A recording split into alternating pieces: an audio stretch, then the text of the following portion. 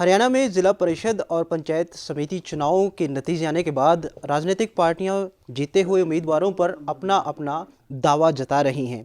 लेकिन इसी बीच इनेलो अपने प्रदर्शन को किस तरह से मानती है, इस पर बातचीत करने के लिए चौधरी अभय सिंह चौटाला, इनेलो के वरिष्ठ नेता हमारे साथ हैं। चौटाला साहब, ये जो नतीजे आए हैं, इनसे इनेलो कितनी संतुष्ट है? कहाँ अपने आप को स्टैंड कर रहे हैं आप?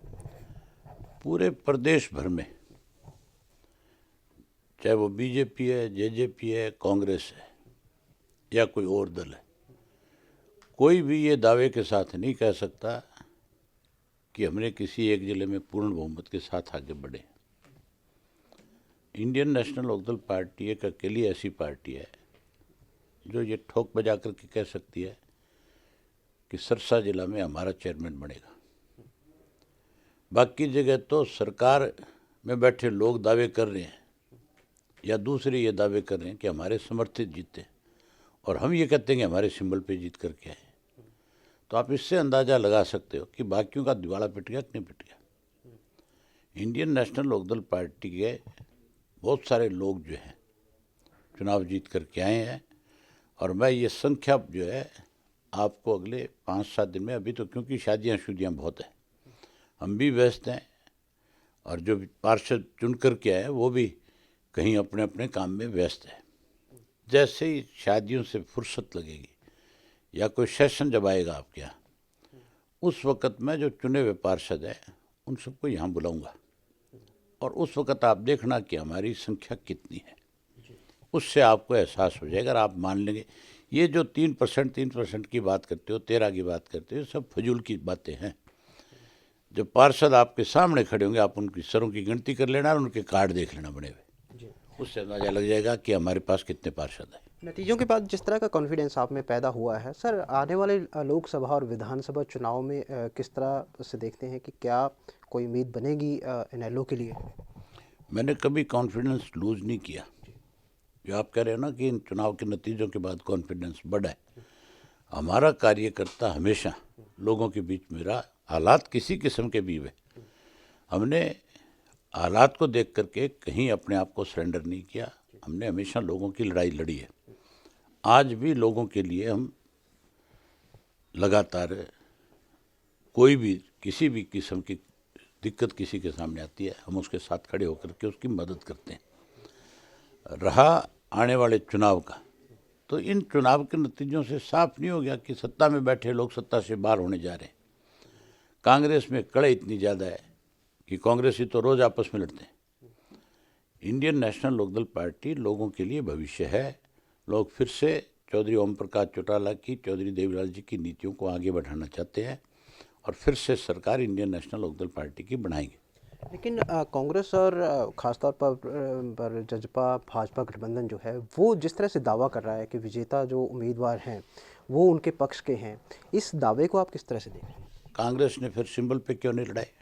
अब दावे कर रहे हैं तो सिंबल पे लड़ना चाहिए था। और भाजपा और जजपा ने तो जो सिंबल पे लड़ाई, उनका दिवालिया पिट गया। कोई चौथे नंबर पे चला गया, कोई छठे नंबर पे चला गया। जजपा किस मुंह से कह रही है? उनका तो जो अध्यक्ष था पार्टी का, उसका बेटा सरपंची का चुनाव लड़ रहा था।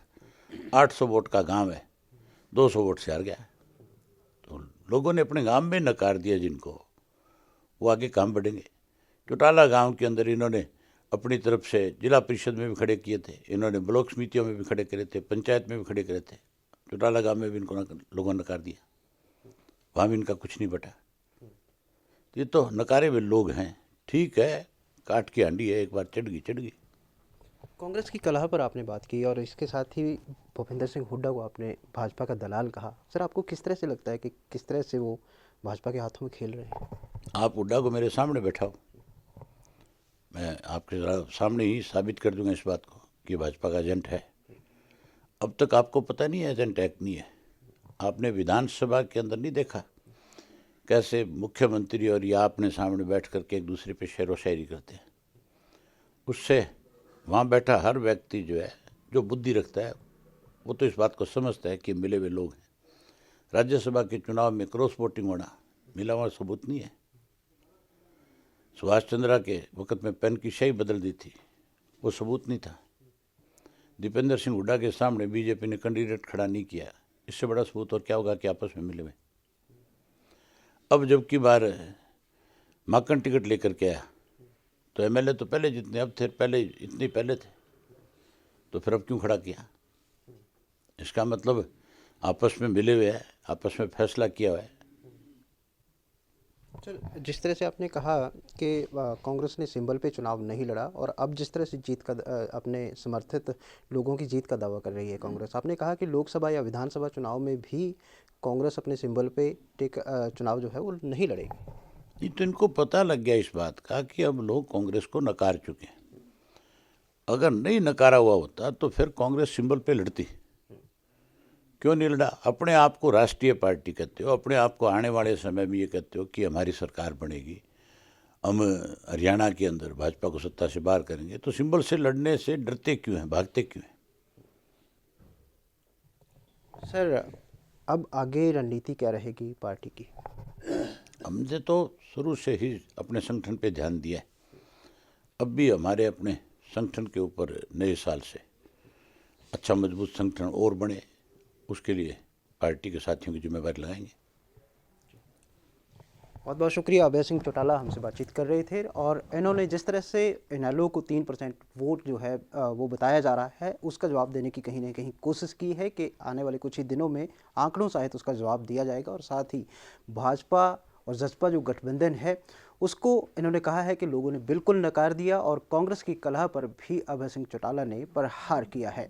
कैमरामैन अनिल के साथ कुलवीर दीवान, दैनिक सवेरा टीवी, चंडीगढ़।